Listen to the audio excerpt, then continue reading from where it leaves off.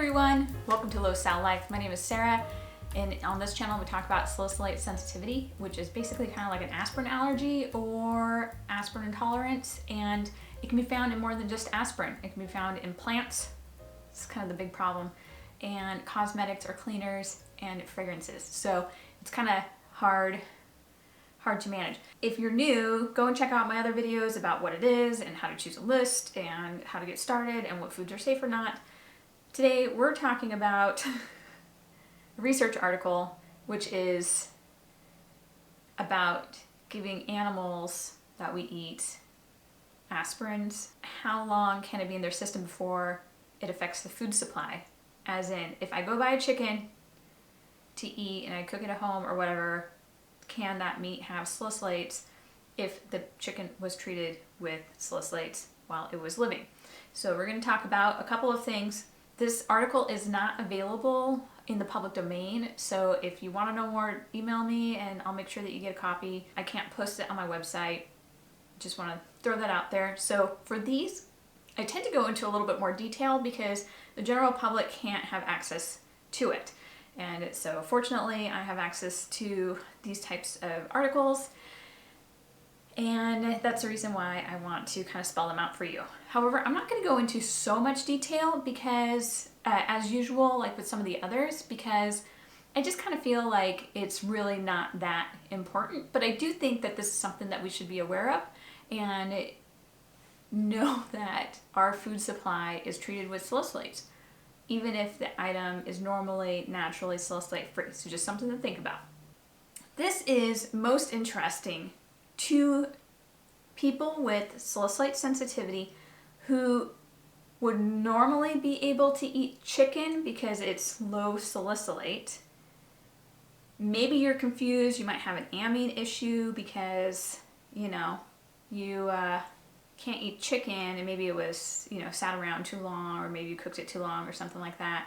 But all the other amines like chocolate and decaf coffee and things like that are fine. So that could be interesting to you. Or maybe you eat chicken all the time and maybe this one time you had an issue and you can't really eat, like maybe you blamed your iceberg lettuce that you had, which you would normally also be okay, but that one's green and so therefore it's more guilty. So just a couple of things. It is possible to get meat with salicylates in it, but the frequency of it happening is very low. So we'll talk about the take home at the end. Okay, the article we're looking over today is called Residues of Salicylic Acid and its Metabolites in Hen Plasma, Tissues and Eggs as a result of animal treatment and consumption of naturally occurring salicylates. This was done in Poland, so shout out to the Polish crowd. I know we've got a couple of watchers. Just to let you know, I am now putting the full transcript of my videos into the website at low-sal-life.com. Every video gets a little blog post, and at the bottom I'm putting a transcript. So that means that you can go to the website, you can convert it with like Google Translate or your browser or whatever, and read the transcript in your native language. So that might be a lot easier to understand than trying to follow along or watch me on like 0.75 speed or something. All right, done by Polish researchers Etia Protasiuk and Małgorzata Olenek. Okay, and it was by the Department of Pharmacology and Toxicology, National Vet Research Institute. I think it's really funny that we're reading veterinarian pages because it's not really like what we're normally reading. We're going to talk about what the benefits of treating chickens with salicylates are, or animals in general. I thought this was interesting because I didn't know this. I do not raise chickens. I do not raise animals. I don't have pets. Okay. Just like in humans, aspirin is a great non-steroid anti-inflammatory drug. So if you have aches and pains or bumps and bruises, treating with aspirin generally is great for the average person, unless you're in our club. And that is true of animals. And it is used in vet sciences for livestock, including poultry. And I saw turkeys in there. I saw horses. Who else did I see in there? That's a good handful of them. Oh, I saw beef in there. They usually will administer aspirin in water, in the drinking water, for the chickens to consume. So that's how they would normally get it.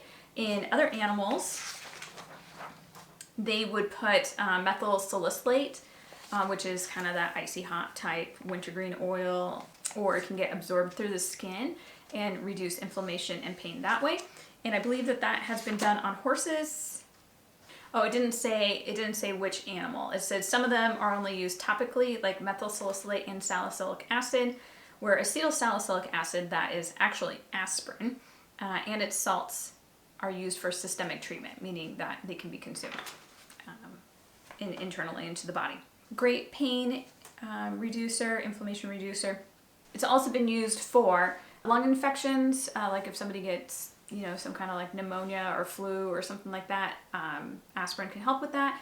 And then also it can help reduce heat stress in animals, which is really great. There was another article referenced within the paper that said that salicylates have been noted to actually increase egg production, fertility in chickens, and production during hotter times. Like if the chickens were having heat stress, then if giving them salicylates would help improve their egg production, which if you're an egg farmer, way to go, right? So this paper also addressed something that, is like one of my first questions, like, I eat beef and I eat grass-fed beef and corn-fed beef.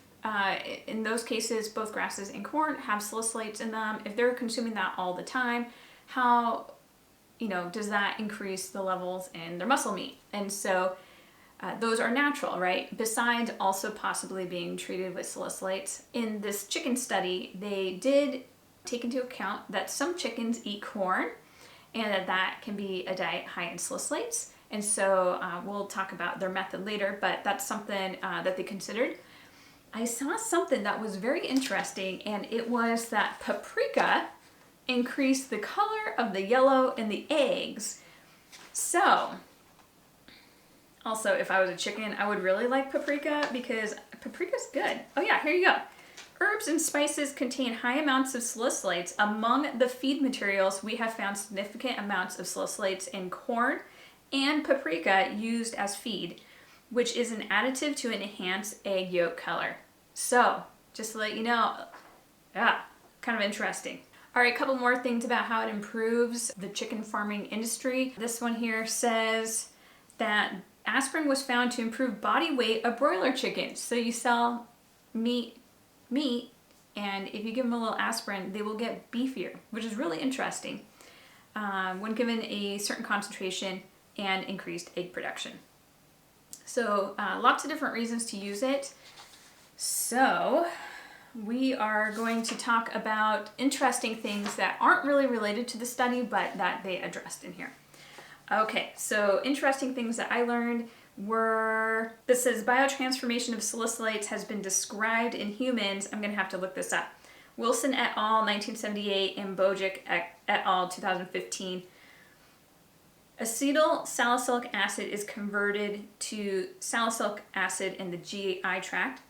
Both salicylic acid and acetyl salicylic acid have similar metabolic pathways. So I always hear that, the bulk of salicylate removal is done through the kidneys, and that might be true, but this paper kind of broke it down differently, so I'm going to have to look up some of it, and I don't know what all of it is, so if you know more about it, definitely leave comments down below. I didn't think that it was relevant to go into it, but we're all learning together.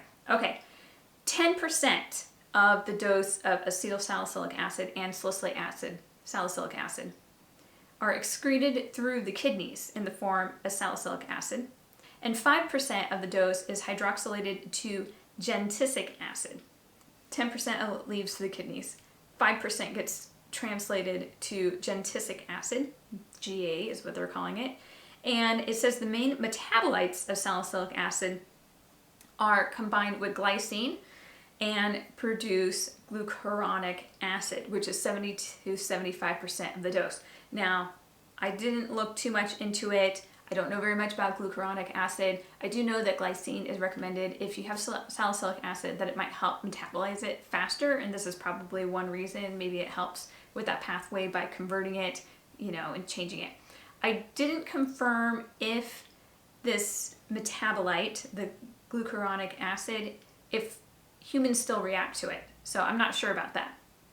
Regardless, they still measured it in the paper. So maybe it's possible we react to it, and maybe we don't. So anyway, I'm not making an assumption on it either way because I don't know very much about it. Okay, so I thought that was interesting because of the kidney process. Of course, we don't know with the metabolite, and maybe eventually the glucuronic acid is excreted through the kidneys and excretory system, so I don't know very much about that. But if you do, maybe leave a research article comment down below, and I can cover that in the future. This I also thought was interesting, and mostly because that cayenne study just drives me crazy. It's on my research page if you want to look at it. It's like under possible treatments, but yeah, be careful. There was a case where these rats could consume or metabolize salicylates a lot faster if they were given cayenne and have fewer reactions. So anyway, I know a lot of humans desperately are trying to figure out how to manage their salicylate sensitivity, and so they tried this method, which I don't really recommend, but it always baffles me. I mean, that's like just a thread of hope, and if you're desperate enough, you're going to try anything. The thing is that hasn't been tried on humans. It was done on rats. So that's one thing to know. Rats and humans are different. Like, it's good that we have that animal testing in the process before we add, try experimenting on ourselves. So this says, depending on the species, salicylic acid metabolism may differ both quantitatively and qualitatively. Humans and rats were found to produce the same metabolites, but their relative expression depended both on the species and on the applied dose. Oh my gosh, that was Patel et al. In 1990. Something to consider. And then this is comparing different animals and how they metabolize salicylates.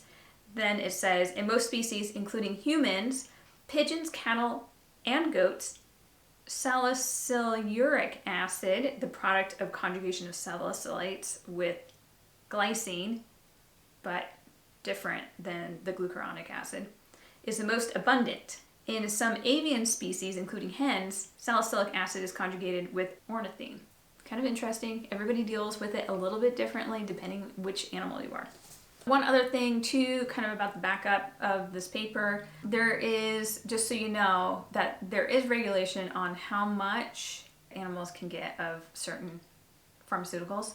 So this is called the maximum residue limit. So this is, there is some regulation about how much of a drug can be in the meat before you give it to humans. So I'm going to just read this. It says, although the above compounds are metabolized to salicylic acid, they have been differently assessed in terms of their safety for consumers. In most cases, it was found that a maximum residue limit, the MRL, was not required. MRLs have only been set for basic aluminum salicylate in bovine, caprine, equidae, and rabbit. So what is that? Is that cows, cattle, caprine? What is that? It's like rhymes with Capricorn. Is that goats? Equidae, horses, and rabbit. Okay, and then sodium salicylate in turkeys.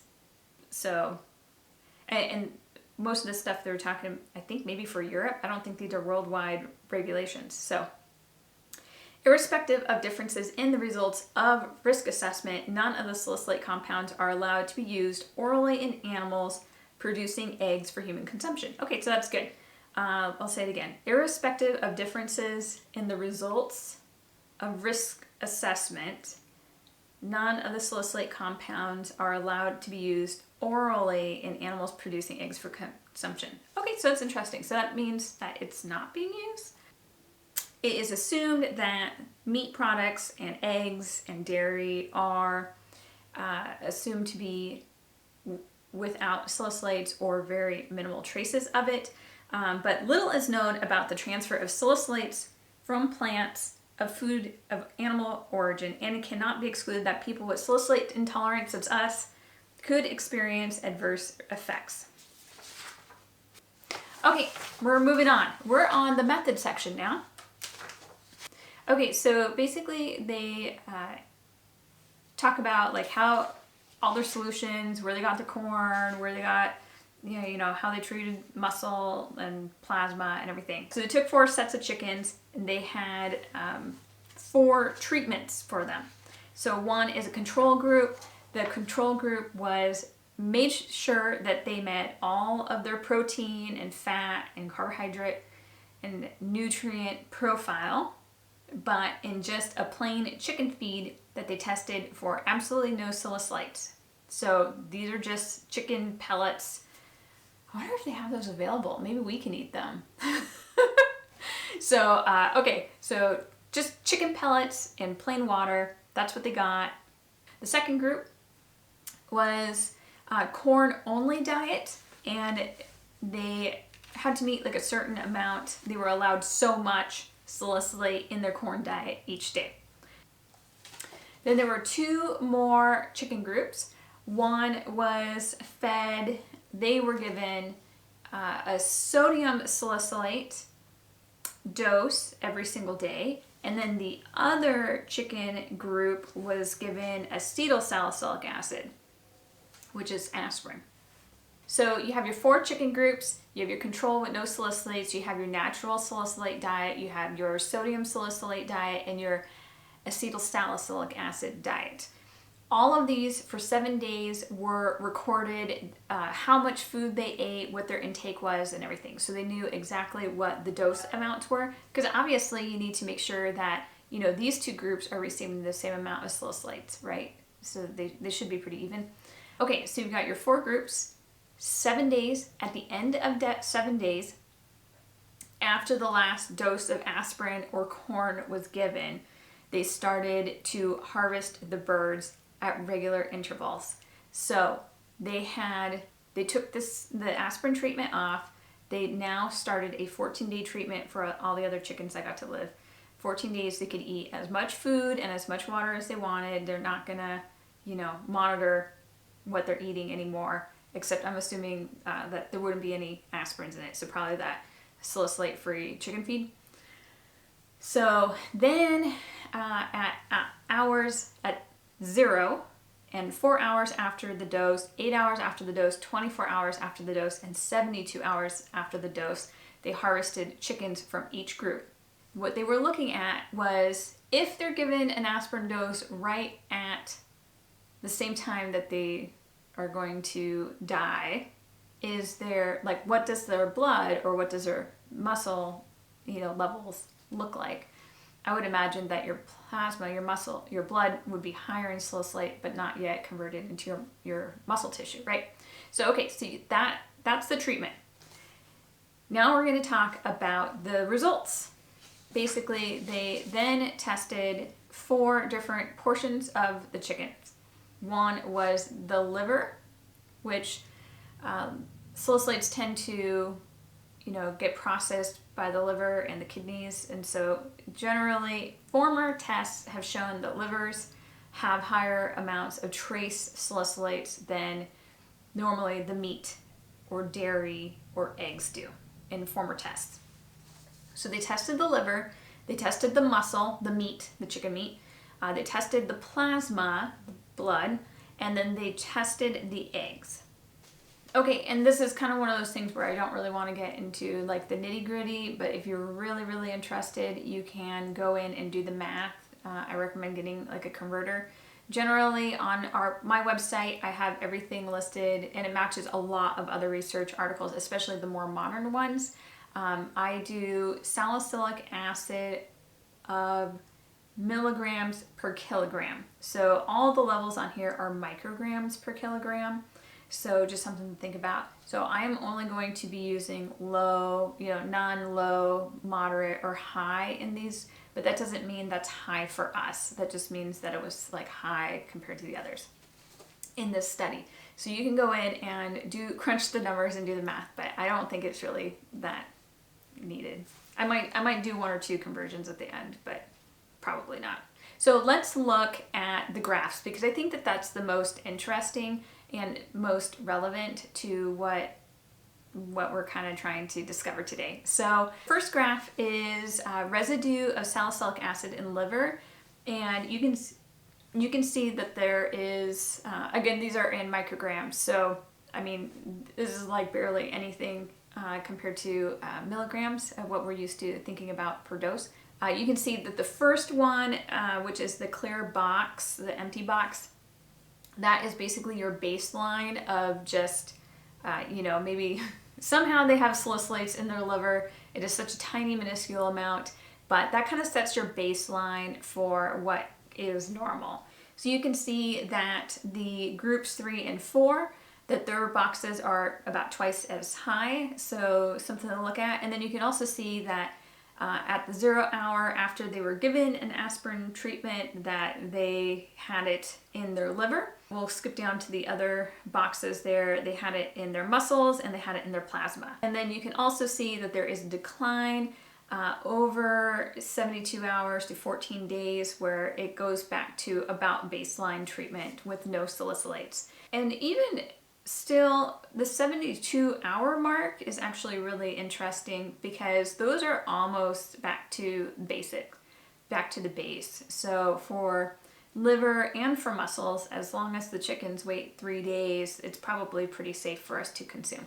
The plasma is really interesting, though, that the salicylates hung around. Now, it's salicylates and metabolites, but you can see the baseline for, the first two groups, so naturally fed salicylates, salicylate diet, and then the baseline diet control group. Those are very negligible, right?